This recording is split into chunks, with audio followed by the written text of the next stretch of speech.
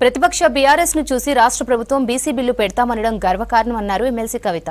ఇది బీసీలు సాధించిన విజయమన్నారు. విద్య, ఉద్యోగ, పొలిటికల్ కు సంబంధించి 3 బిల్లులు అసెంబ్లీ సమావేశాల్లో ప్రవేశపెట్టాలని డిమాండ్ చేశారు. బీసీల జనాభా 46% ఉంటే 42% ఎలా ఇస్తారని ప్రశ్నించారు. కేంద్రానికి పంపించి చేతులు దులుపుకునే కుట్ర రాష్ట్ర సర్కార్ చేస్తోందన్నారు.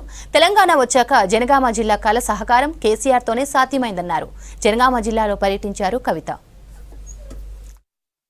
ఇవాళ జాగృతి సంస్థ చేసినటువంటి ఉద్యమాలు ఒక బలమైన ప్రతిపక్ష పార్టీగా బీఆర్ఎస్ పార్టీ గలమెత్తినటువంటి అంశాలు ఇవన్నీ చూసి భయపడి కాంగ్రెస్ పార్టీ బీసీలకు బిల్లు పెడతానని నిన్న చెప్పడం అన్నది మనందరికి కూడా గర్వకారణం.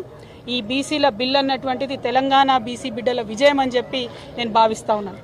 కానీ ఒకటి గుర్తుపెట్టుకోవాలి, ఇది తొలి విజయం మాత్రమే. కాంగ్రెస్ పార్టీకి ఎప్పుడైనా మాట ఇచ్చి దోకా చేసేటటువంటి అలవాటు ఉంది. దోకా బ్యాస్ కాంగ్రెస్ పార్టీ కాబట్టి బిల్లులో మనం 2-3 అంశాలు ఇవాళ ప్రతిపాదిస్తూ ఉన్నాం. ఇది తెలంగాణ వ్యాప్తంగా ఉన్నటువంటి బీసీ బిడ్డలందరూ కూడా జాగ్రత్తగా విని ఆలోచన చేయాలి. ముఖ్యంగా ఇంటెలెక్చువల్స్ అందరూ కూడా ఆలోచన చేయాలని నేను రిక్వెస్ట్ చేస్తూ ఉన్నా. ఏమంటుంది ప్రభుత్వం? ఒకటే బిల్లు 42% పెట్టి దాన్ని కేంద్ర ప్రభుత్వానికి పంపించి చేతులు దులుపుకుంటామంటున్నారు. కానీ ఎన్నికలలో అట్లా చెప్పలే. 42% ఇస్తాం రిజర్వేషన్ అని చెప్పిండ్రు. ఇవాళ మేము ప్రపోజ్ చేసేది తెలంగాణ జాగృతి నుండి ఏంటంటే, మీరు 1 కాదు 3 బిల్లులు పెట్టాలి. ఎందుకోసం 3 బిల్లులు పెట్టాలి? మీరు 46% బీసీలు ఉన్నారని చెప్పారు.